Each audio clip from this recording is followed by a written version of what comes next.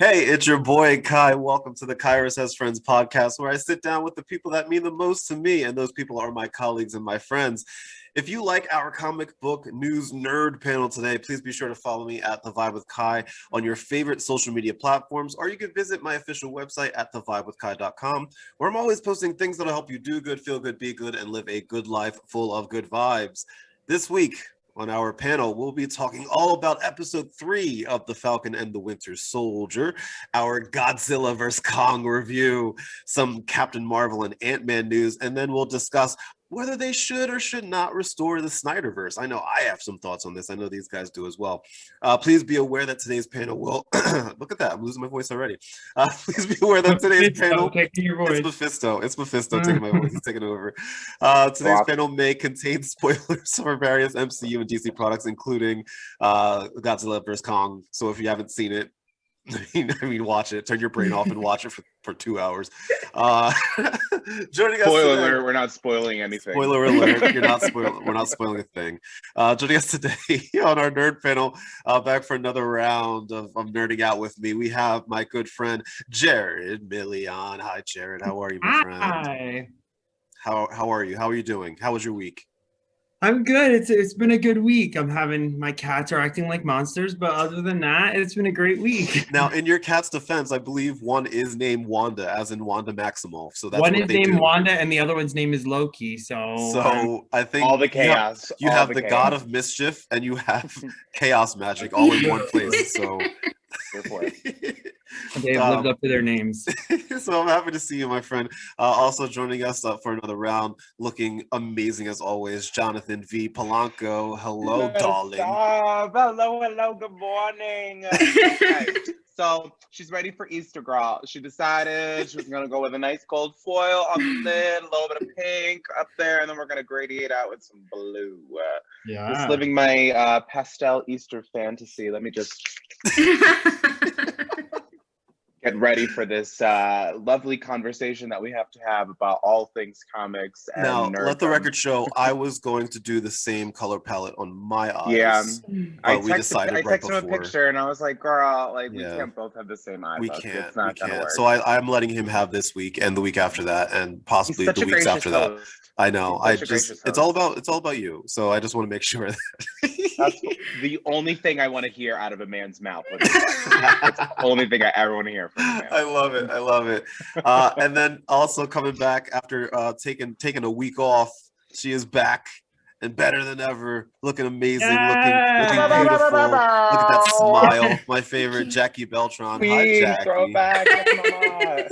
We missed you. Oh my gosh, it was such a trying week. I got vaccinated. And honestly, we were in a coma for a day. Yeah. I would do it all over again. Totally worth it. Basement flooded 3 times, but I am back. I am stronger. I am Jacqui 2.0, ready to serve. That's what I'm talking about. I'm so happy that you guys are all back. Jacqui, at any point, did you watch last week's panel with Bruce, your replacement? I did. Bruce, we love you, Bruce. He was great. Yeah, no, he was really good. At any point were you saying, I look better than him? I'm cuter than him. Never. I was just watching it and I was just like laughing at you guys and hearing what you had to say and appreciating John's face that day. Yes. I know. She shaved. But look, I shaved literally like 4 days ago and it's already back. I know. My face grows back really fast as well. Like I can shave and then it'll grow back in like an hour. You had just like a nice little stash. I know. And now I'm like creepy McGee. The beard. Yeah, it's coming back. I know. It's coming back. I was giving you late John Waters, not early John Waters. You know? Yeah. My significant other is the same way. It's Play-Doh hair. He shaves it off and just and it grows all back in. Yes, like legit. I'll shave it today. Give it like by Monday. I'll have like a 5 o'clock shadow again. It's insane. Mm-hmm. But anyway, I'm happy that you're all back. Let the record show, by the way, that last week's podcast was the second most listened to podcast that we've done so far. So, Jared, I hope you feel better. I don't, because still I can't crack that top code. The formula is removing me. I will never miss another one ever. Girl, not all of us could be tops, all right? Sometimes. Things happen. It's true. Like, That's a team. That's what a team is like. Oh my God, I love all of you so much. We're gonna get right into this, my friends. We're gonna talk a little bit about Captain Marvel 2 and Ant-Man and the Wasp: Quantumania, which had some news popping out today. Following the most recent shift in Marvel Studios' 2021 film schedule with the delays of Black Widow and Shang-Chi, it looks like this new setback didn't affect the studio's current plans as they continue to forge ahead with preparations for the impending production starts of Captain Marvel 2 and Ant-Man and the Wasp: Quantumania. According to the Film and Television Industry Alliance, the Brie Larson-led sequel and Paul Rudd-led threequel are both reportedly scheduled to start their respective productions on May 31st. Ant-Man 3 is expected to film in London and Atlanta until September 24th, while Captain America 2 will be shooting in London and Los Angeles. There are currently 3 Marvel Studios features that are in production right now. These include Spider-Man: No Way Home, Doctor Strange and the Multiverse of Madness, and Thor: Love and Thunder. All are filming in different locations, with Spider-Man 3 in Atlanta, Doctor Strange 2 in London, and Thor 4 in Australia. Friends, we have a lot on our plates, but let's talk specifically Captain Marvel 2 and Ant-Man 3. How are we feeling? Jared, I'll start with you, my friend. I'm super excited. I think it's really cool. You know, I think that Ant-Man having a third film is really cool. I think it's one of those things where if you kind of look at, like, I don't know that, like, where we got some big comic heads here. So, like, we all remember when the Iron Man shift happened. Like, Iron Man was always popular, but the movies really moved him to, like, the forefront of, like, superhero culture, which he really wasn't comic-wise. And I think what's really cool is they're kind of doing that with Ant-Man too, where they're like bringing Ant-Man kind of to the forefront of like this whole MCU thing, where like now we have big Ant-Man fans. It's also really cool. Like, if anybody knows what they like the Wasp, essentially, what's the actress's name? Evangeline Lilly. Yeah, she's from playing Lost. She's Janet, or no? Hope. She's Hope. No, Hope, yes. Yeah. Hope. So Janet's her mom. Mm-hmm. Did we lose him? Yeah, he froze. He for a little is bit. so upset. He has so many strong feelings. Hope in the comics is completely. Oh, was I out for a minute? Sorry. Yeah, you're back now. You're back now. Hope was completely something. Hey, future Kyrus, edit that out, girl. I kind of like the fact that he's mad frozen with his arms up like Rocky right now. Oh, my baby. Wanda Maximoff is really doing it. I know. I love it. I love it. Wait, Jared, sign off and then sign back in. While he's doing that, I'm gonna mute him real quick. Let's go to Jacqui. Jacqui, how are you feeling about Captain Marvel and Ant-Man and the Wasp? I mean, I'm happy to see more installments of anything. For me and Chris, my significant other here, we live for Michael Pena in Ant-Man, and we live for his stories. So I'm looking forward to that.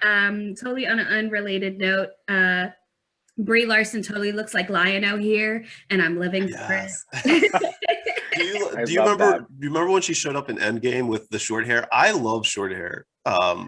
Like just in general, and when she showed up with short hair in Endgame, I was like, yes, please. Yeah, they went through like her little phases of hair moments, the long hair, then the pixie cut, and then but that's the other mohawk. thing.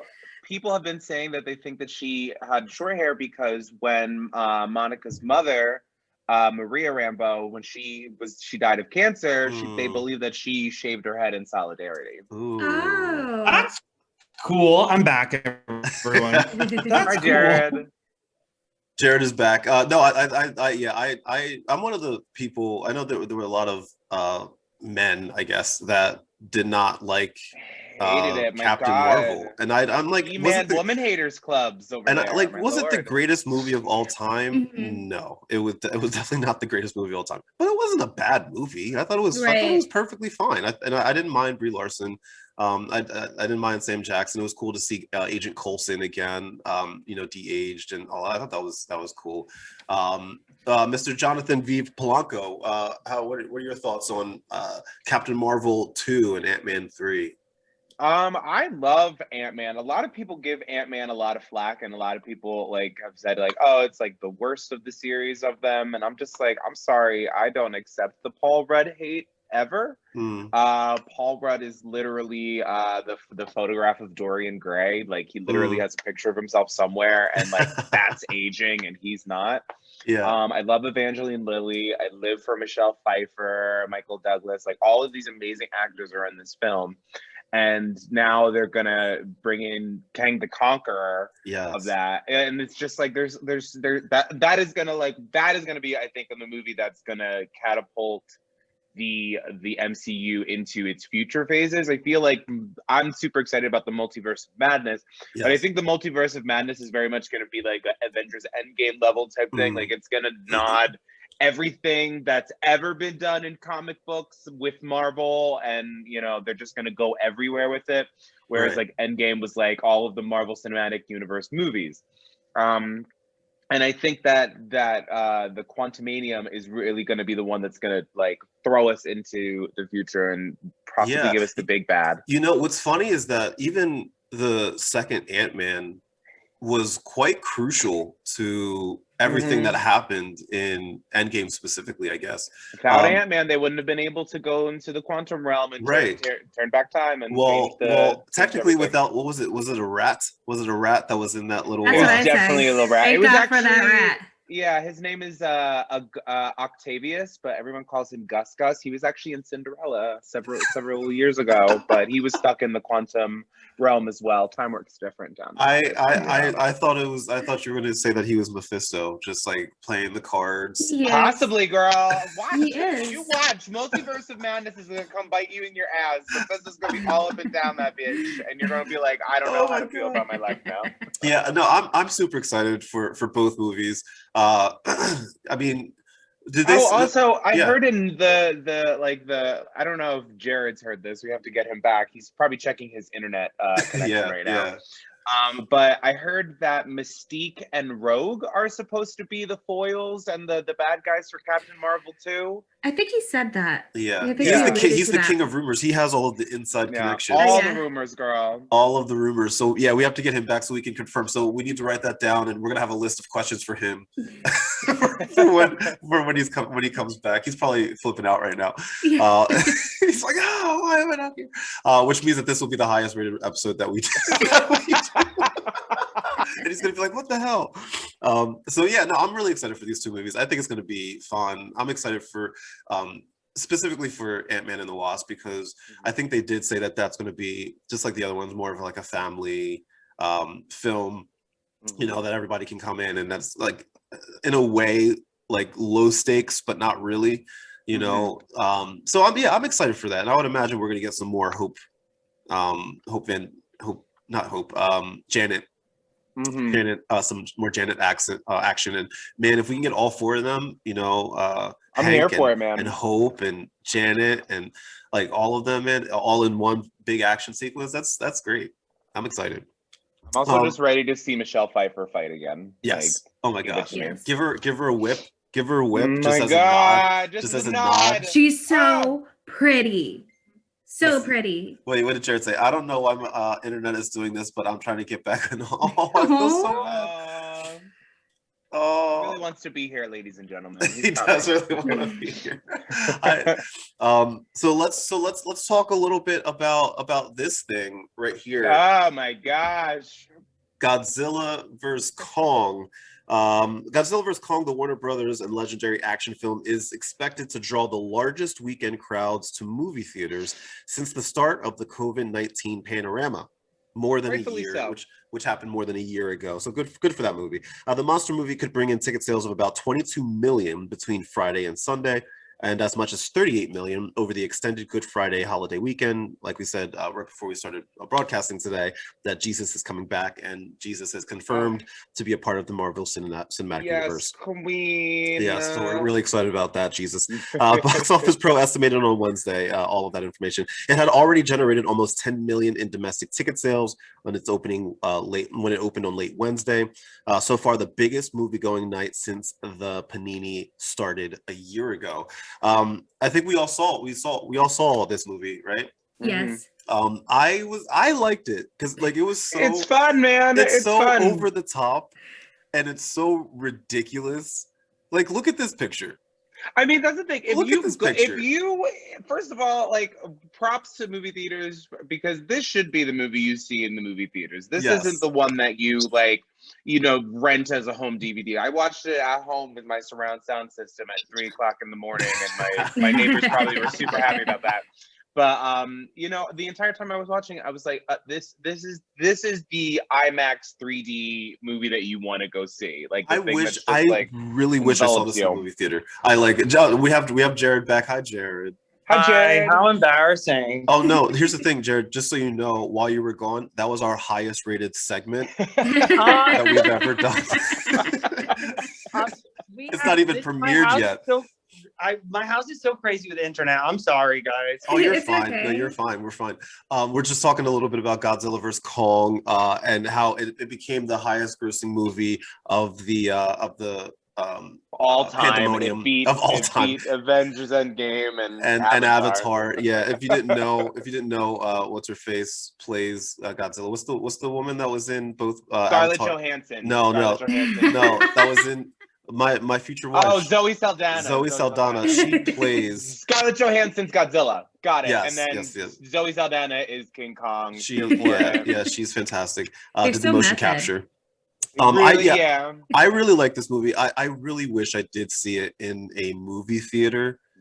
As opposed to watching it on my TV. I mean, there was nothing wrong with watching it on my TV, but the big brassy like movie score, the big special effects, it was so over the top. And I saw somebody wrote online, they're like, this movie didn't make any sense.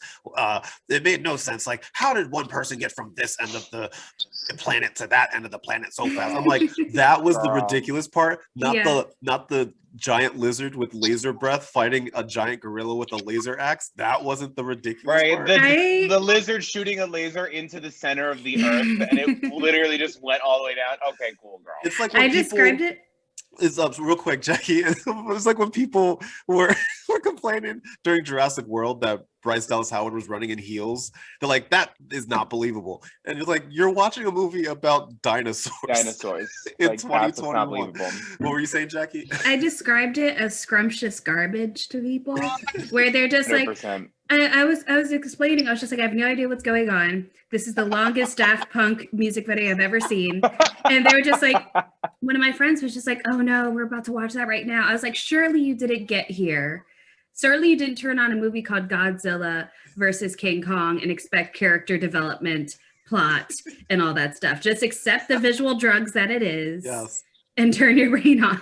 Yes. And that's like the thing is, I feel like movies don't always have to be like Sophie's Choice. You know what I mean? Like, it's like every once in a while we can just have like, listen, if the graphics were bad, if like all of like the computer animation was bad, I would be like, okay, but like the movie looked great. It was filled with like action. For me, like I think it's like fun to kind of just escape every once in a while, and I think that it was very much that for me. Like by the end, Charlie and I were so into it. And at the end, Charlie's like, I don't know who I want to win. I was like, obviously King Kong. I'm like, obviously King Kong. Well, in this movie, they were obviously for like 90% of the movie, Godzilla was the bad guy. Mm-hmm. He was like I'm sitting here, I'm like, Godzilla's a dick. Mm-hmm. Yeah. He's a dick. For me, like I said this in our chat, but I'm like, wow, they really destroyed that city in the end. And I was like, oh god, they messed that city up. I mean, go ahead, Jared, I'm sorry. Well, it's okay. Like what I was saying in the chat is like, and then even like when they're recovering, like they like knock King Kong down and he gets up and knocks the building down at one point. And I'm like, damn, like you think you're out of the woods. Like you think it's over. Like the fight is done. And then King Kong knocks you out just like catching his breath. Like that's rough. This is why I live in the suburbs, because there's no Kong battle. There's no aliens coming from the sky shooting a blue beam into space in Haddon Heights, New Jersey. But that's the thing. watching this movie, that was the thing that I talked about. I was like, wow, we think that we have anxiety and depression running rampant in our society now. If this is a reality, everybody would be like, what is the point? There could be gigantic monsters falling from the sky or coming up from the ground at any moment. There's no point. Well, yeah, that's the funny part, because yeah, you're absolutely right. Like, I feel like if something crazy like that were to happen, like at this point in our lives, we'd be like, oh, well, sounds about right. 2021, girl. What can we do? I was mad at Godzilla for a little bit. I was just like, wow, he's being a douche. And then Millie Bobby Brown was just like, oh, they're trying to replace him. And I was just like, you know what? Yeah. I don't agree with him, but I understand this level of petty. See, if I can make one assessment, because here's the thing. I said this in the chat. Big monster go boom, watch, rinse, repeat. That's the movie. For anyone out there, absolutely. No spoilers, because the trailer told you everything you needed to know. If you think that you're gonna go into this expecting some type of Oscar-worthy twist, you shouldn't be watching a movie called Kong vs. Godzilla. Exactly. You know what you're going to see. Right. But the entire time that I was watching them fight and their story, I was living for it. But I was so bored with the human element. I was like, girl, take the human. I don't care. Take them out. We don't need it. Yes. I don't care. That's John, to be honest, that's the problem with most major movies like that, because I remember having a similar thought about the original, well, not the original, but the Godzilla from a couple years ago, which I loved. By the way, I loved that Godzilla. I loved the Godzilla, the first one, and because this Godzilla, this iteration of Godzilla, this is the third time we've seen him. And then any other big major monster movie where they smash buildings, like any kind of like kaiju type of thing, like that's the issue. I don't care. Like I love Millie Bobby Brown. I don't care. I don't care. Exactly. That was exactly my entire thing. I was like, okay. Go back to smashing buildings, please. Like the entire time, and the movie was 2 hours, and I was like, oh, that's fine. And it felt long because of the human element, Honestly, do you know what monster movie though, I don't mind that's kind of character in Smash, is that first Godzilla that came out in 2000 when she's like a lady. Oh, it's a lady lizard. Oh, and no. She lays the babies. That movie I like in that way, because it's almost so bad. Are you talking about the one with Matthew Broderick? Broderick? Yeah. Oh my god, that movie, and Hank Azaria. No, I remember that movie. Baby. I remember. And they laid eggs. We're usually so like-minded. Why? They laid eggs in Madison Square Garden. Because that movie reminds me of it's so ridiculous. This movie, I agree that when we're seeing Millie Bobby Brown, I don't care about it. But in that movie, I'm like, oh, I think it's ridiculous that they're following these people around and what they're doing when I don't think it's cinematic masterpiece, don't get me wrong, but I like it for what it is. Whereas in this movie, I'm like, let's just see the monsters the whole time. If I don't have Hank Azaria or Matthew Broderick, you know what I mean? It's I like that movie because I'm like, you seriously have Matthew Broderick chasing Godzilla like that, Ferris Bueller. In your defense, Jared, I'm actually with you. I remember when that movie came out in 95, 96? No, I think it's 99. 99. Oh, Jesus right Christ. Before. So right I was 12 years old at that point. And I remember going to see that movie in the movie theater and being frightened. Because at the time, I wasn't going to see movies because they were Oscar worthy. I knew nothing about the Oscars. I just knew that there was a big monster, and it laid eggs in Madison Square Garden, a place that I had been to. Yeah, literally. I love anything that's that kind of a monster. I love Cloverfield or Cloverfield's great. Yeah. I like Cloverfield Lane. Oh my god. Yes, that was. Oh my god. For me, Cloverfield. So I think this movie, my only issue with it is, first of all, I view it very similar. Y'all are gonna laugh at this, but I view it very similarly to the way I view Wonder Woman 1984. I did not go into it expecting to be this is the greatest thing I've ever seen. Sure. I looked at it and I was like, all right, it is what it is, and I like it for what it is. But if I had one criticism, I would have either wanted more understanding what any of these characters, because I didn't care about any of them except for Iron Man's ex-girlfriend. She's the only one I cared about. And more monsters. That's, you know what I mean? Like, either focus on just let me watch them fight for 2 hours, or let me understand what's happening with Iron Man's girlfriend, because I don't get it. Wait, who was Iron Man's girlfriend? Are you tripping? I don't know what her character's name was. Who was She was Iron Man's opposite. girlfriend? She was opposite Alexander Skarsgård. Eric Northman. Wait, Come on, the one with the daughter? The one, no, not daughter. The She was one, in- little girl. She was in She's Iron literally Man 3. she's in Iron Man 3. Yeah. Wait, are you talking about the woman that was speaking sign language? Are you talking about the one that Yes. died? Yeah, her. Her? Yeah. That's Iron Man She's in 3's Iron Man 3. Is she She really? has like a huge arc in Iron Man 3. Oh, This is why you need to watch movies more than once, Kyrus. I can't do it. I don't can't do even it. remember. I don't remember her at all. That shows how much I thought about She's Iron like Man the 3. one at the end. Here, spoilers for Iron Man 3 if you've been living under a rock. She's like the one at the end that's like working with Killian. And it Yeah. turns Oh, out, okay. and it okay. turns out that like she gets blown up in the house Yes. with Pepper and Iron Man. Okay, I didn't realize that was her. Yeah. I didn't realize that was her. I haven't seen Iron Man 3 since I watched it in the movie theater I probably watched it like literally last week, to be honest. last week. Yeah, I like, for me, like, you know how people put mindless TV on? I'll Yeah. just like put the Marvel movies on. Like if I'm That's like cleaning fair. the house or something, I'll just like put them on. That's fair. That's fair. Okay, so that's the Godzilla vs. Kong. I mean, I recommend it. I liked it. Turn your brain off for 2 hours. There's no Snyder slow motion in it, so it could have easily been 3.5 hours. That's not true. Kong coming down with that axe, girl. He was like, As soon as Kong picked up that axe, I'm sorry, but as soon as he picked up that axe, I was like, all right, this is the movie that, okay. Yeah. I'm like, this is where we are. I'm like, Kong of Asgard has the axe. I was like, all right. Got Speaking- it. I loved it because I was like the anthropologist to me was like, yes. Speaking of Snyder, slow motion Oh, God motion bless. for me. Should they restore the Snyderverse? The push for DC to course correct and make Snyder's plan a reality is the logical next step of a fan base who already got their way once.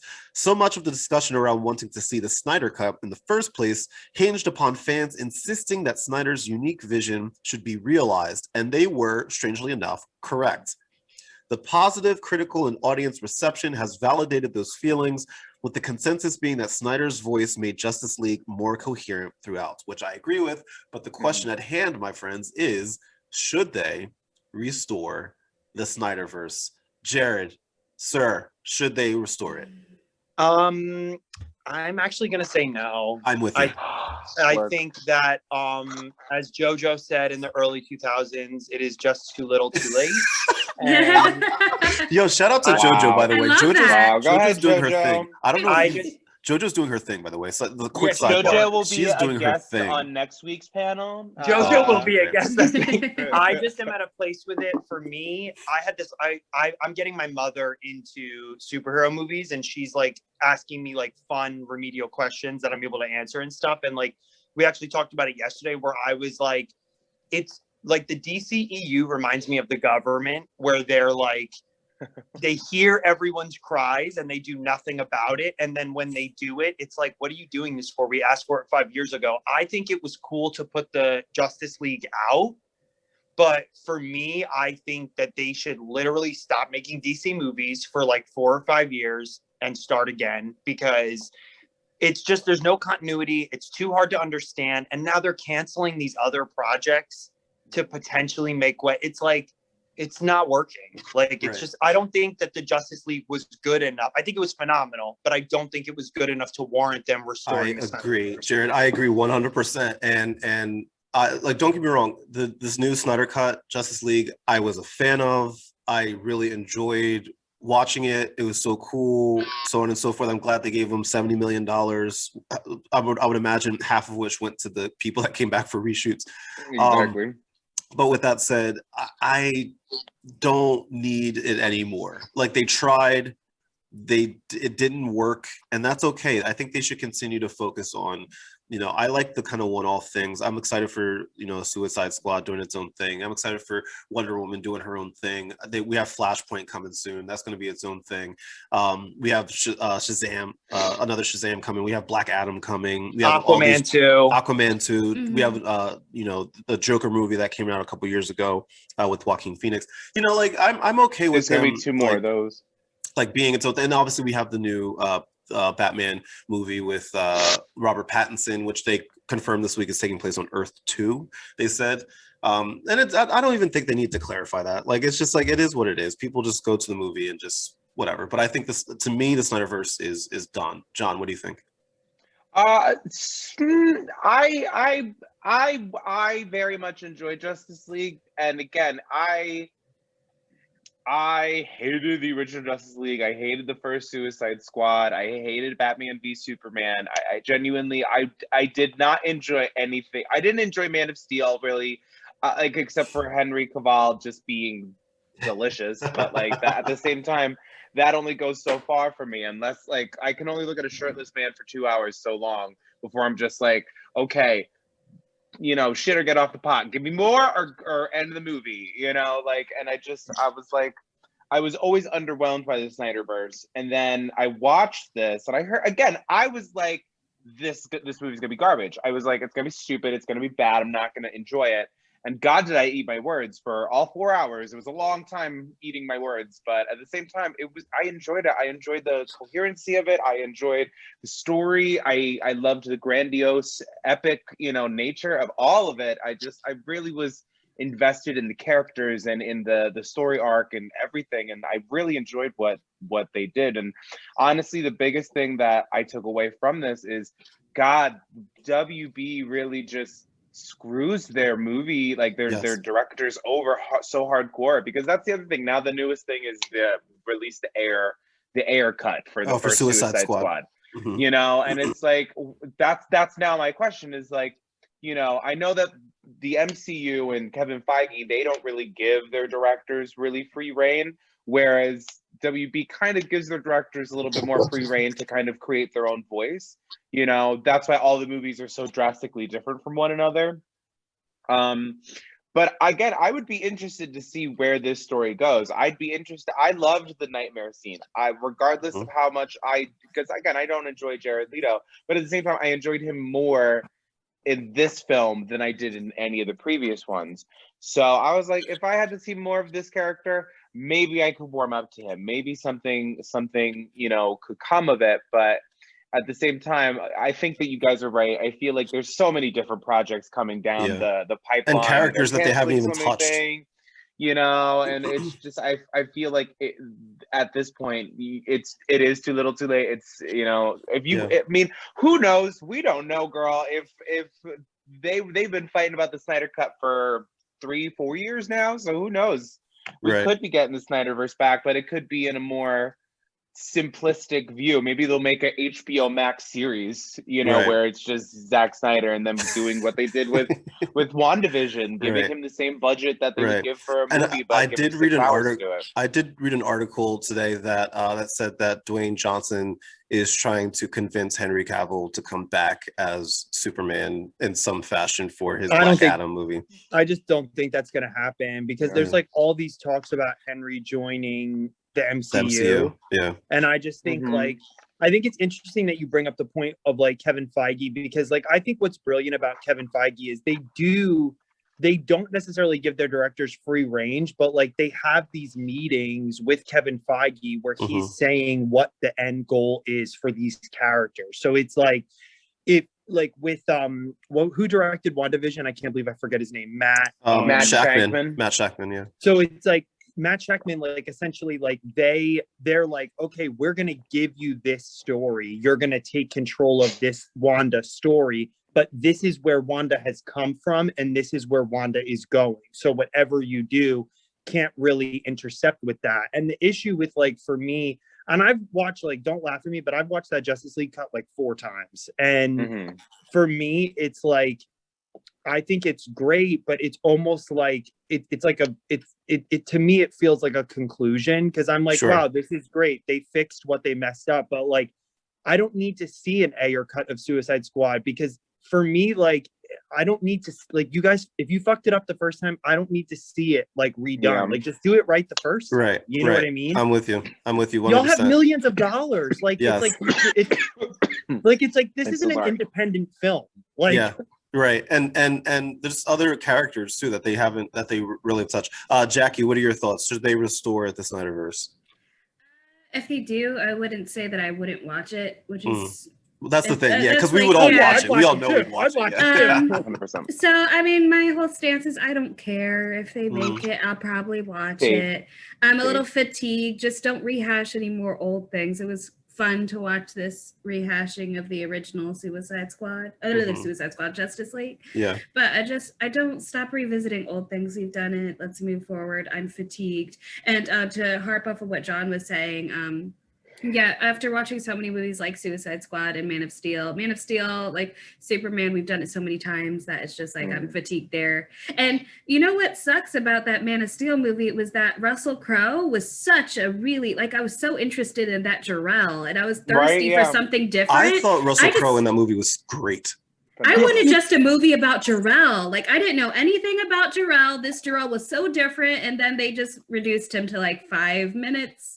Not even. I like that. I think that's a cool call out too, because I think like Superman 2 with Christopher Reeve is so phenomenal. So like I think it was so cool to like have the Kryptonians, and like I don't hate Man of Steel. I think it's a great film. I like Man of Steel too. Yeah. But I agree that like they bring in these characters. It's very similar. It reminds me of Wonder Woman, where they bring the Amazons in, and it's like we get so little of them, and there's such massive characters in these comics where you have so much to work with that it's like you see this Jor-El and you have literally Russell Crowe. Right. Yeah. And it's like and it's like, listen, Marvel plays no games. They're like, all right, we'll give him to DC, and then now Russell Crowe is in Thor. He's in Thor Love and Thunder, yeah. Mm-hmm. So it's like it just, for me, is like there's not it's disappointing. I love the DC universe, but for me, I think that like I think this was a beautiful finale. I agree. I don't know if you heard, but Russell Crowe will be playing the role of Storm in Thor Love and Thunder. So you are about to write a check that you're behind can't cash, because I'm waiting. He's not playing Storm. Who he is playing, that we're assuming, is Mephisto. No, I'll think of it. I'll remember who he's playing in a minute, and I promise you that it adds more to my theory that Storm will. That's fair. That is fair. Listen, here's the thing, Jared. I hope I'm wrong. I do. I really hope Sometimes I'm wrong. I think, Kyrus, that you, and this I actually really respect. Sometimes I think that you don't like to buy into those theories because you don't want to be disappointed. So I think that sometimes that's partially true. Correct. I'm not signing up for Storm because I'd rather just be surprised. Mm-hmm. So I kind of dig that. For me, I just am so anxious to see my queen be reprised in this universe that I'm like, oh, is that her? Is she in this? Is she in that? Right. Jared, I'm like, oh, there's lightning in Thor. Storm's in it. Jared, real quick question. We were talking about it, but you were going through internet problems because Wanda Maximoff is really coming for your life. Do you think that Mystique and Rogue are going to show up in the next Captain Marvel movie? Yeah, I said that actually on our very first podcast. I do, because any of the leaks that I've read, without ruining spoilers, have said that the mutants is going to be to the X-Men what Avengers was to the Avengers, meaning that all of the characters in the mutants will be characters we've seen already. Mm-hmm. So I do believe, I also think that a huge arc in Captain Marvel, a lot of what the sexist people that hate Captain Marvel say is that they hate her ego and they hate how egotistical Captain Marvel is, which is confusing to me because they don't mind it when Tony Stark does it. But with that being said, how would a woman be powerful? I think that they've built Carol up this large to bring her down. And I think that the only person really that it would be, Storm is my favorite Marvel character, but Rogue, to not touch upon the rivalry between Carol Danvers and Rogue would be such a miss for the MCU. It just would be such a miss because it like rivals Venom and Spider-Man in the Marvel comics. It is a massive rivalry that is still going on to this day in the comics. Right. I feel, and here's the skeptic in me. So I feel like they're building up more for Secret Invasion than anything else. Yeah. Like over the mutants. That's the other, to kind of like jump off of what you were just saying and what John's saying, what John asked you, and what you were saying before about my thought process. It is partially just being like, of course, I don't want to be disappointed, right? Obviously. Yeah. But the other part of me is that I think it's so clear that they're building up towards Secret Invasion, which technically we haven't even remotely even started yet. Yeah, and I feel like they're surface. Right. So I feel like they're not going to really start introducing like anything major mutant wise until Secret Invasion is like in full effect, because I feel like that's clearly what they're building up to right now. I wouldn't be surprised if, just like with WandaVision, where we got that scene at the end with them taking Monica up in space, the Skrulls. I wouldn't be surprised if honestly we got something similar. Like that'll be the connecting thing amongst a lot of the TV shows. My other major thought process is this in regards to the Disney Plus shows. I don't think that in any of the Disney Plus shows, I don't think that we're going to get anything of significance in the TV shows. I think we'll get like an introduction to characters and some characters being fleshed out and some returning like minor characters and stuff like that. Like I wouldn't be surprised if we got like a Maria Hill in like a future episode of definitely. Like, and what's that woman in Thor that that they just forgot about? I can't remember her name, but she was not Jane Foster. No, she was up there on Asgard with. She was like a main character. Oh, Sif. Yes, yes. Lady Sif is already confirmed to be in.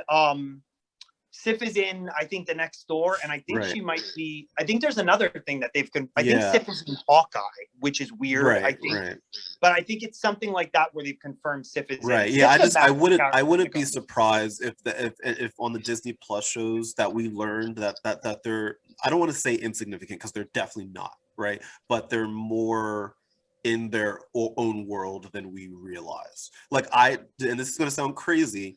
I don't like everything that happened in Westview. I don't think the word Westview will come up in significance in any of the movies. So I want to, if you don't mind, I want to piggyback off of that because I actually disagree. Yeah. Because I think they're doing it for two reasons. Here's the artist in me thinks they're doing it to flesh out the universe in the exact same way the comics did, where there's so many different moving parts that go into the movies that I feel like they're trying to do that. I also think that Disney is always at the forefront of innovation. Mm-hmm. And I think that, I know this sounds crazy and I know Kyrus, you'll hate this, but I think that Disney and Marvel, in my opinion, will be the first company to completely move from movie theaters. And I think that what they're trying to do is essentially be like, you have to see these to understand these. I think they're no longer catering to, I think they're catering to the entirety of the universe versus just people that like action movies. Do you know what I mean? Right. I would agree with you. I see your point. I would agree with you if they didn't push back Black Widow so much. If they were trying to push that platform as much as we're suggesting here, they would have released Black Widow at the latest fall of last year, I feel like. Yeah, that's fair. I also just feel like it would be a waste. It would be such a waste. Yeah, sure. No, I hear you. I agree. Shows not intertwine the films. I agree. It's like, why are you doing them then? Who cares? You know? Right. I agree. And that was the disappointing side of like the of Agents of S.H.I.E.L.D., which was a show that I loved. Right, Agents of S.H.I.E.L.D., and like it was the whole thing was built up as like the motto of the show was it's all connected. Right, but come to find out, it definitely wasn't. Because I think it's impossible to do it episodically. I think you can't do it in a show that could have multiple seasons. That has like 22 episodes. There's all these rumors of like WandaVision having a second season, and I would be what do you do? Where does it go? You've gone through all the seasons, all of the time. It would feel like such a money grab. I agree. I would be so disappointed. It'd be a money grab because we would all watch it. Exactly. But it's like for me, like I read this whole thing when I was like trying to figure out who the villain of WandaVision was, and essentially like Kevin Feige was like Grief is the villain of WandaVision, and I was like think about it, that makes sense. But I think that like, because in my opinion, if they're not going to push the platform, then it's like, why not just make WandaVision a film? You know what I mean? Why not just make it her first?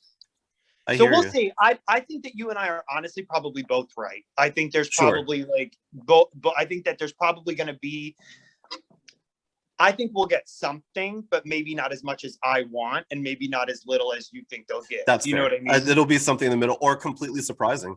Surprising. Like, and we're gonna get into this because we're gonna talk about this. Let's watch this segue. Where we were talking about something that I did not expect. We got a cool cameo, which we'll talk about at the end of this episode. Which the thought of this never crossed my mind until this cameo popped up. So we're gonna talk about that. So let's talk a little bit about episode 3 of The Falcon and the Winter Soldier. With each episode of The Falcon and Winter Soldier, Sam Wilson and Bucky Barnes continue to unravel the long-winded thread of the MCU's history with super soldier serum, while simultaneously expanding upon the new world of the present. Though last week's installment ended with a tease of Baron Zemo's imminent return, this week also saw Sharon Carter reemerge from the shadows, as well as a familiar face from Wakanda. The third episode, titled Power Broker, continued to delay the series reveal of that titular character, the mysterious person chasing after Carly. But it did answer a lot of questions about his past and his conflict with the freedom-fighting Flag Smashers. Halfway through Falcon's run, it's beginning to look like the Power Broker is now the show's true villain. Between Carter's return, Zemo hitting the dance floor as a free man, which was hilarious, and a cameo from Io from Black Panther. The third episode delivered a handful of surprising moments with a lot to unpack. So let's dive right into this week's episode. Jacqui, what did you think overall about this week's episode of Falcon and the Winter Soldier? It was good. I really like to see Purple Mask Zemo, which is I like Zemo in the Falcon and Winter Soldier comic. I think he's just a fun villain that they have to work with. So it was fun to see that. I live for the dance scene. That was amazing. I was all about it. As far as the ending, like I kind of had a feeling that there was it was about time for them to intervene. There's so much vibranium. I know I said in the chat, I was just like, at least they care about the shield, because they did not pick up that old rusty Vision that they left on Wakanda grass. But that's because that other dude did. That other dude got Vision. The one from WandaVision took him. The FBI guy. Yeah. Yeah, yes. But like, here's the thing. Wakanda's borders are so strong. They are so gung-ho about keeping this vibranium in line. The only white guy that got into Wakanda, or one of the few white guys that got into Wakanda, was Martin Freeman's character. Yeah. And I mean, but they were also ground zero for the snap. Like, yeah, exactly. That's true. There was a lot happening. Exactly. That's true. Was snapped out of existence. Well, because Wanda, like Okoye basically became like acting monarch, I guess, because she was the highest ranking person as she deserves. So again, it wouldn't surprise me if they were like in the chaos. They snuck on in, yeah. They snuck in, they grabbed it or something, or maybe I they was brought thinking Vision that. back. Well, vibranium has always been on the market, because even if you look at back during was it Age of Ultron when what's his face was introduced? Queen. And so in that movie, the whole it was all about the vibranium. In that movie, because I remember what was that a shipping yard that what's his name? The guy from Lord of the Rings. Claw. But that technically happens in Wakanda. Is that in Wakanda? Well, it's like in a shipping yard off the coast, because Banner reads that thing where they're like, it's in some African language, and they're like, what? And he says it's in Wakanda, and then Steve Rogers like makes a face, and then they go to that shipping yard. That's where like all that happens. Right. What's that character's name? I can't think of it right now. Claw. Yeah, that's right. Yeah, called KLAW, right? Yeah. Yes. If I'm correct, even earlier in the episode, they allude to Wakanda. Oh He mentions Wakanda. Yeah. He says something about Wakanda. Yeah, so I just had a feeling, I had a vibe that they were going to intervene very soon. With it, what the what you call it with the vibranium is running amok. They're playing puppet with Vision, and now they gave the shield to a museum, which I don't know why he thought that was the right thing. I understand why he felt like the burden of it, but I don't know why he thought it was a good idea to hand it over to a museum. This isn't Indiana Jones. But that's just my judgment. Everything else was perfect. I really like this episode a lot. John, what did you think of episode 3? I loved it, honestly, and like this is also me just being like spoiled with WandaVision. Like I'm literally watching it right now. They didn't really have me. Like this was the first time that I was watching the series like the next day, not at 3 a.m. You know, when it releases. Like, and it really didn't get me. And this one, I watched the first 10 minutes at 3 a.m. and I just wasn't invested, and I fell asleep. And then I woke up, and honestly, I wish I'd stayed up, because after those initial 10 minutes, it went like a bullet train, and it was so like it was great. And I genuinely, I was like, when I was watching this episode, I was like, okay, the Falcon and Winter Soldier are here. Like, they've been here, but like they're here. Like, this is the episode that I needed to really get me super invested in the episode and in the series. And Sharon came back. I was screaming. She was badass. So when they were on the inside, just casually talking to that scientist, right? And then she's holding down the fort. Like, we're talking like dozens of people.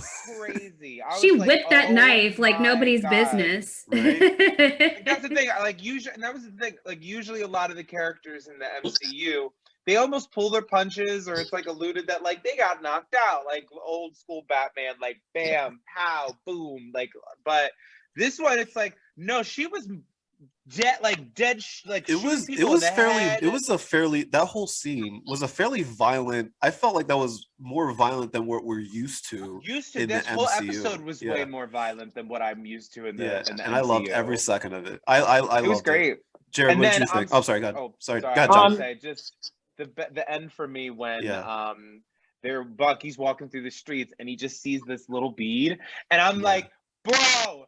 No, I was like, wait, that's that, because I was like, those are the beads that Shuri usually wears and stuff like that. And I was like, no, is Shuri about to show up? And I was screaming. I was like, no. And then he found a second one, and I was like, oh my god. Right. I knew something was up, because like when he was just suddenly just like, I'm gonna go for a walk. I was like, right? I was like, no, you're not. What are you doing? Right. Yeah, I know. I loved it. This was a great cameo. Jared, what did you think of the episode? I agree. It was probably, I 100% agree with John, where it was definitely, I'm like, you guys know, I'm like, I bleed Marvel Comics, so I'm going to watch anything they do. But I definitely was like, all right, like I told you, like my boyfriend is not watching Captain and Winter Soldier, the Falcon and Winter Soldier, because he's just like not as interested. I'm going to watch it. Obviously, like I'm interested in it. But this episode reminded me of the 4th episode of WandaVision, where I was like, I'm in now. I'm signed up. I took a bunch of notes so I could sound smart, but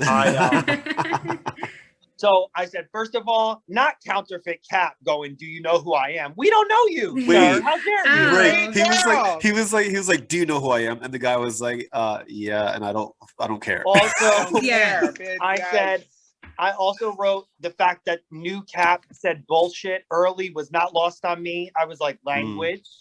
I said, language. A few other things that really struck out to me. I said, not Zemo from the jump with the words before even saying hello to Bucky. He's like, he didn't waste reading time. out the list. I'm like, damn, Zemo. I was like, you can't. I'm like, damn, like you can't say hello. You already trying to do these like PTSD trigger words for the I'm like, Jesus. And then he's like, I just wanted to see what would happen. Yeah. I'm like, you don't know what will happen. That's I love Zemo. But I thought it was a kick-ass episode. I What's the character's name of the Wakandan? What's her character name? Io. So Io's a big part of the Fall of Wakanda comic series. She's a huge role in that. So it's interesting that they bring her here. I also think it's cool because she was the first member of the Dora Milaje that we ever saw because she was in Civil War. She was in Civil War, yeah. I love Okoye. So I was for a second hoping that it would be Okoye, but it's okay that it wasn't. I think it's a great episode. I also wrote down, I'm like, Sharon Carter, like handling that group of people. I was like, can we have a moment and just give a shout out to Sharon Carter, please? Because she did her thing in this episode. Yeah, she really did. Yo, did her thing.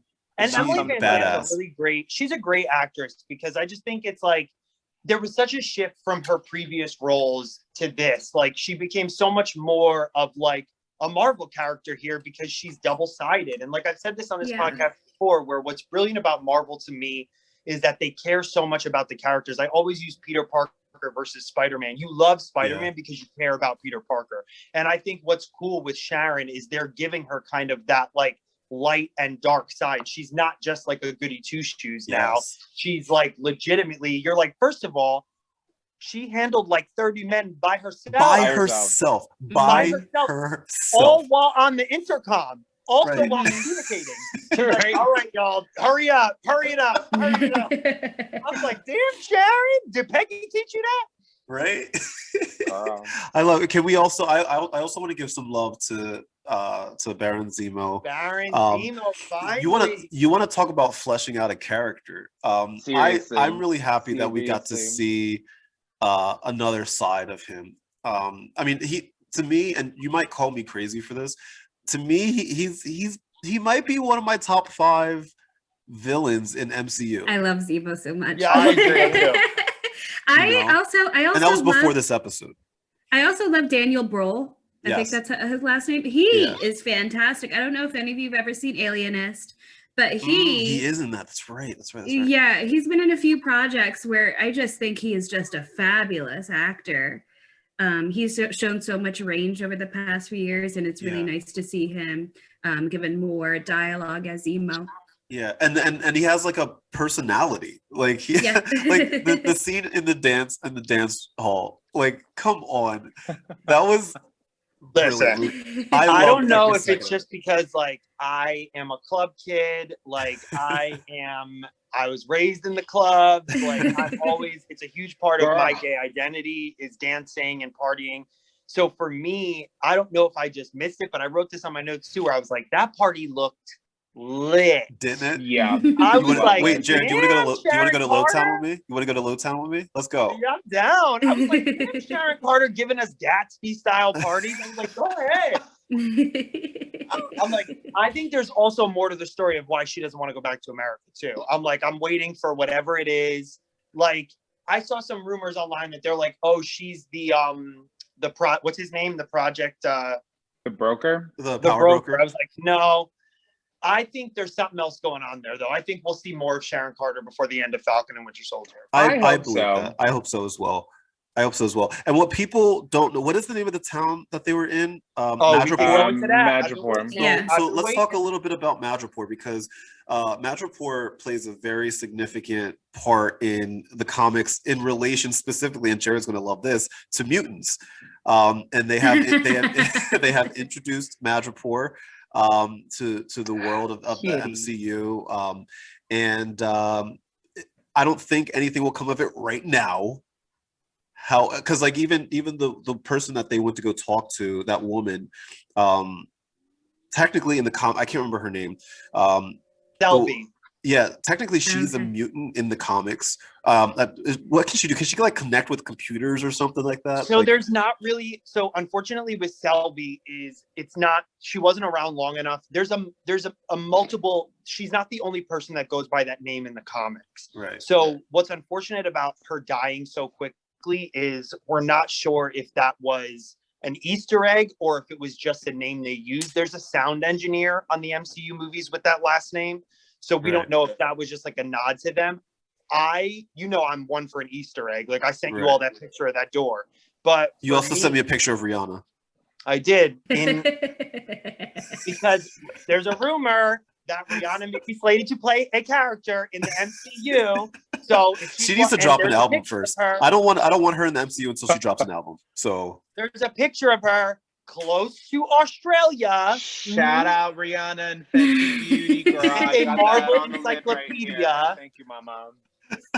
With a Marvel encyclopedia in her hand. But regardless, that picture essentially, or that character, and I'm one for an Easter egg. Unfortunately, I just don't think that was enough.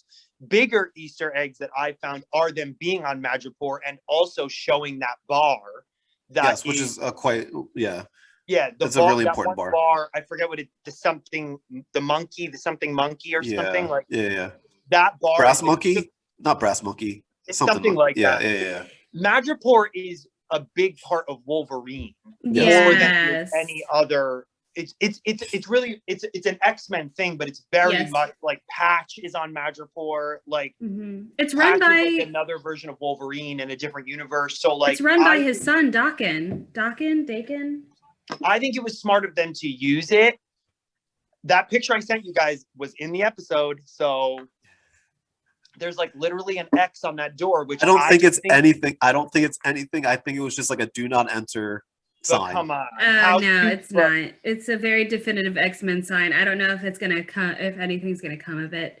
I don't know. But right, why would they have the X-Men? Are you saying that the X-Men, is that Xavier and the X-Men are an established thing that we just don't know about yet? It's Madripoor.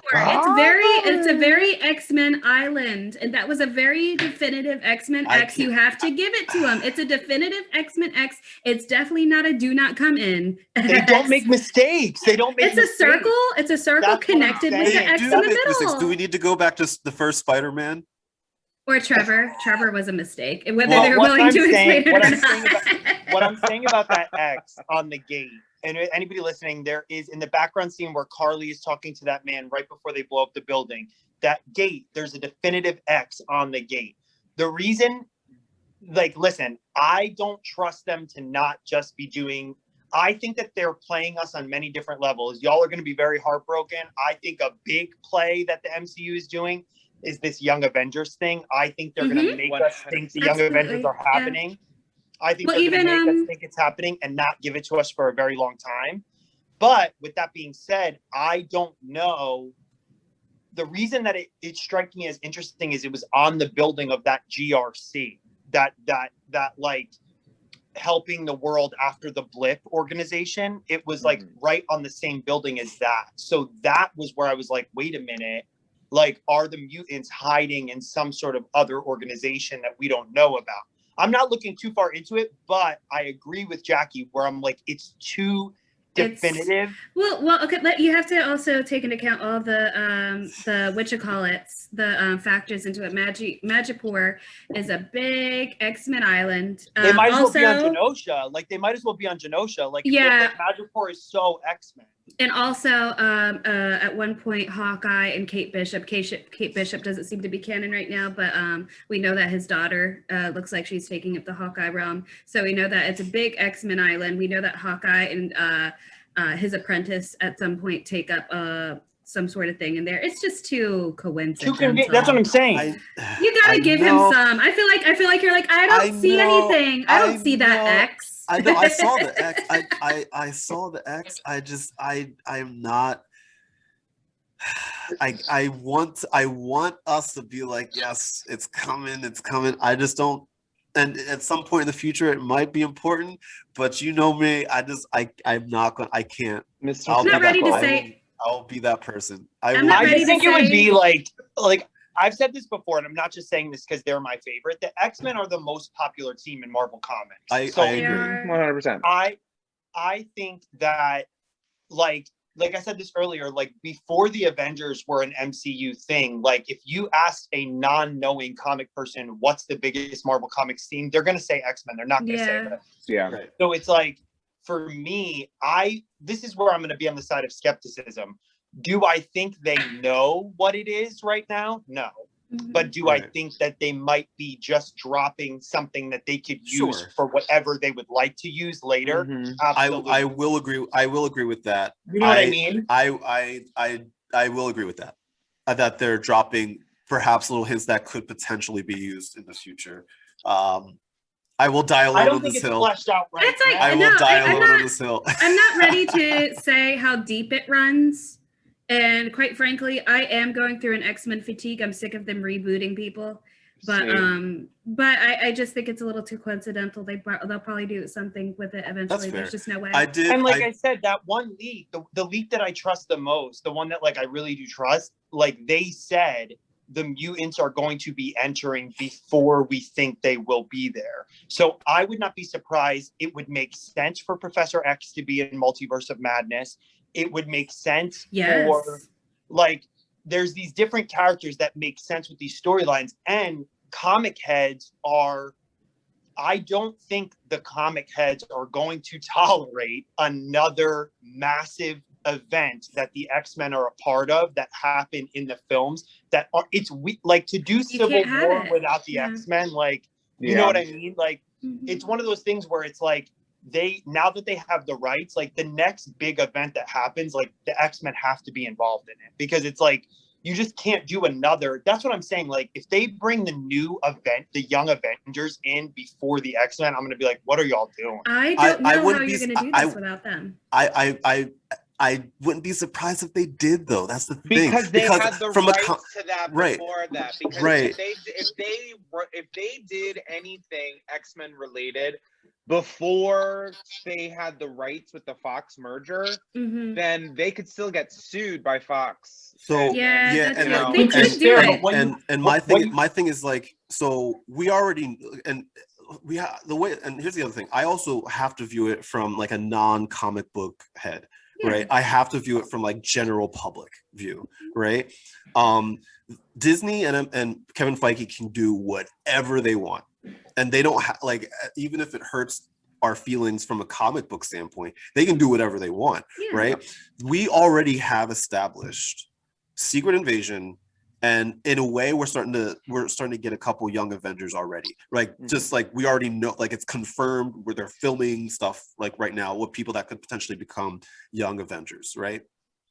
There's been nothing mutant related. That's why I'm all for mutant stuff. Like I can't wait till it comes, but I'm not going to start. I don't think I can start thinking of it until they flesh out Secret Invasion. I think that the next big thing that happens is Secret Invasion. I can't think of anything that happens before that. And also they haven't built. Well, I'm sorry, Jacqui. What was that? Also, they haven't built in interpersonal relationships between Avengers matters and X-Men matters. So, like, with things like Wanda, in terms of like any type of House of M inspired anything, it's like my brain can't see it happening without any type of X-Men activity, but they haven't built any interpersonal relationships. Like you don't care what's going to happen to you care about Wolverine, but you're not going to care about what happens to Wolverine in terms of Wanda, because Wanda and Wolverine have not had an interpersonal relationship. That's like the biggest. So that was the biggest. That this is me like shading myself, but that's the biggest argument against the Storm leak in Thor. Is they're saying that while it would be amazing to have her in it, they're saying it doesn't make sense for us as an audience to see Storm holding the hammer when we don't know who Storm is. So what the guy that said the leak is, he thinks that it's going to be an Easter egg that only the fans realize is her. He thinks it's going to be something where you're like, oh my God, and then it's going to be it. Regardless of that, to Kyrus's point, where I agree is I do think Secret Invasion is next. I cannot see them doing Secret Invasion with no mutants. I just can't see that happening. Well, you both could be right. Like it could be the Secret Invasion that leads into the mutants because of the events of Secret Invasion, where you don't know which Avenger is real. Then these people who aren't kind of like on the grid or on the mainstream, like in the know of who's who, because again, everybody in the universes know who these people are. They know who Wanda Maximoff is. They know who Bucky Barnes is. They know, you know, when one or two of them have to actually get together and actually speak about it, who Sam Wilson is. You know, like they know who these people are. So in Secret Invasion, we know who these people are, but these people aren't who they are. So how do you figure it out? So then the only way that you could probably get anyone to fight that is, okay, let's bring people who are unknown. And then I think I also selfishly like do not care about the Young Avengers. So I think that's you're hurting me. It's like a big part of me. Let them hear you say that. Look at them in their faces, and you tell them why you don't like them. Don't let them hear it. It's just like not my thing. It's like one of those things where I'm like, I don't need. It was hard enough for me to like resign myself to the MCU without the X-Men anyway. So for me, it's like one of those things where I'm like, I don't need another team. Sorry, I'm like trying to plug my phone in, but I'm like, I don't need another team. I'm good. I don't need another team that's not the X-Men. Storm doesn't show up in Thor. They're great. They're great for representation. The Young Avengers, if anything, they stand for representation. And well, if we've learned anything from the MCU, it's that they are far more patient than DC. And if this was a DC universe, 100%. The X-Men would have been in three different people would have played every X-Men at this point. Exactly. Different Wolverine. There's been like 14 different timelines. But with that said, I'm really excited. The really exciting thing about Falcon and Winter Soldier to me, as we head into these final 3 episodes, is the fact that we've seen 95% of the footage from the trailer. Yeah. Like, so there's only like a couple things I'm like, oh, that hasn't happened yet. Like we know that Sam gets the shield back. We do know that. It's just a matter of how. And so yeah, I'm excited for it. That's a couple small things just to kind of wrap up our little podcast today. First and foremost, today is Saturday, and I know none of you are excited for this, but I am. They released the trailer to the new Space Jam movie, and I'm super excited. Okay, I'm okay. I did not see it. Oh my god! Go online after this, John. Go check it out. And what I like about it is that it's taking that Ready Player One approach, where there's a lot of like other entities other than the Looney Tunes that are coming into play. Like I saw the Iron Giant is in it. Godzilla is in it. Yeah. Oh yeah, it's great. It's great. Also, Kyrus, I don't know if you care, but they released. I hope we talk about it on here, but they released the cover art for the Mortal Kombat film that's coming out. Oh my god! More techno music, please. So I'm excited about that as well. That comes out soon, right? Doesn't that come out in a couple April 16th? Yeah. April 16th. 2 weeks. I want so much Mortal Kombat techno music that when I go see it in the theaters, I'm gonna bring my glow sticks and just. I did hear that this Mortal Kombat is one of the most gruesome things that people have ever seen, and I'm excited because that's how it should be. It's Mortal Kombat. I love Mortal Kombat. I love Mortal Kombat. Just like I say to all these people complaining about Lil Nas X, just don't take your kids to see it. If you're worried about them, like, you don't take your kid to a thing called Mortal Kombat and don't expect gratuitous violence. Right. Like part of it is your fault. It's also not it's also not art or it's not the responsibility of art or artists to raise your children. Yes. Point blank. Right. Period. Also, I'm sorry, bitch. Your children are eating Tide Pods. So fuck off. I can't wait. It's just such a clear. We could talk about that all day, but it is such clear racism and homophobia. Why they don't like Lil Nas X. It's ridiculous. People want art that makes them comfortable right now, and that's not what art is. Art is supposed to start a conversation. And people only want to talk about the devil if it's white people talking about it. White straight people. And what Lil Nas X is doing right now to me is completely genius because he's playing into it, and people are like, yeah. And like he knows exactly what he's doing. His team knows exactly what they're doing, and it's 100%. Brilliant. Good for him. I hope that he continues to be successul. And then the last thing, I don't know if any of you are Star Wars people at all, but I know I am. So the Bad Batch comes out May 4th. May the 4th be with you. I'm super excited about that. I think that's going to be a lot of fun as well. That should be fun. I saw the trailer for it. I'm like, okay, cool, let's do it. Is that going to be a weekly episodic thing as well? Yeah. It's animated.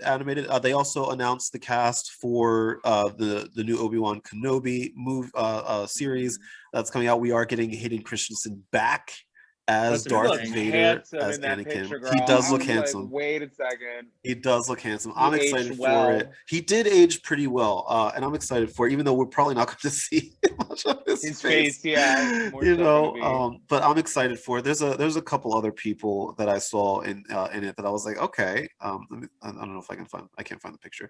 But yeah, there's a couple other people that I'm excited for. I think it's going to be a lot of fun. I don't know when that comes out. Oh, I don't think they've started filming anything yet. Oh, here it is. Let me I do hope that Jon Favreau is like, because honestly, I feel like at this point, after the success of The Mandalorian, I'm like, Jon Favreau is to the Star Wars universe what Kevin Feige is to the MCU. Like, I mean, Jon Favreau's kind of that to the MCU, to be honest. Yeah. Well, he started the MCU. He started it, yeah. This is a great cast. So look at this. You know, obviously Ewan McGregor, Hayden Christensen, I love Moses Ewan Ingram, McGregor. Joel Edgerton returning as Luke's father, right? Did he play Luke's father? I believe he did. I think he might have. Yeah, he played in earlier films. Bonnie, I don't know how to say names. Kumail Nanjiani, who was in the Eternals, who's also looking ripped. Yeah, he's looking ripped. Indira Varma, who's from Game of Thrones, I love her. She is great. Rupert Friend, I don't know him, but he looks handsome. Who is he? He's very handsome. I don't know, but he's handsome. I have to look. I have to Johnny look him up. Depp and Orlando Bloom had a like. Yes, that's exactly. Right. Oh, I just saw who Indira had my favorite Game of Thrones death too. That was my favorite. Oh my god, yeah. Spoiler alert. Yeah, right. She dies. Spoiler. We have O'Shea Jackson Jr., aka this is Ice Cube's son. He looks so much like him. Yeah. Then we have Sun Kang, who is from the Fast and the Furious movies. Simone Kessel, I'm not familiar with her, and Benny Safdie, I'm not familiar with him, but he kind of gives me that vibe that what's his face from Batman and what's that movie? Ezra? No. Wait, no. From the Nolan Batman, he played Scarecrow. Oh, Cillian Murphy. Yeah, Cillian Murphy. Yeah. That's the vibe I'm getting from him. So yeah, I'm excited for all of this. There's a lot of cool stuff coming up that I'm super excited for. Thank you, friends, for sitting and chatting with me today. I always enjoy my Saturdays with you, and everybody else, and I can't wait to come back. And I always say that there's nothing like this week. There's nothing really to talk about, and then all of a sudden it's like, oh yeah, Godzilla's coming out or something like that. Yeah, we're lucky. We're lucky. Yeah, so I'm super excited about that. So, friends, thank you so much for hanging out with me. Everybody watching, if you enjoyed this, please be sure to hit that subscribe button. Continue to watch our little panel that we do here on YouTube and on Spotify and Apple Podcasts and Google Podcasts. And if you enjoy this, please follow me on your favorite Instagram or on your favorite social media channels, including Instagram at The Vibe with Kai. You can also visit my website, thevibewithkai.com, where I'm always posting blogs and videos and things that'll help you do good, feel good, be good, and live a good life full of good vibes. So my friends, Jacqui, Jared, John, the 3 J's are back. The 3 J's are back. Shout out to Michael Anthony Cray, who will be joining us at the end of episode 6. We'll see you soon, girl. We'll see you soon. Have fun with your family. Everybody else, happy Easter. Welcome back, Jesus. Glad to have you back. Hope you're doing well. Call it a comeback. He's been here for years. I can't. Everybody else, thank you so much for watching. As always, God bless and good vibes. Bye.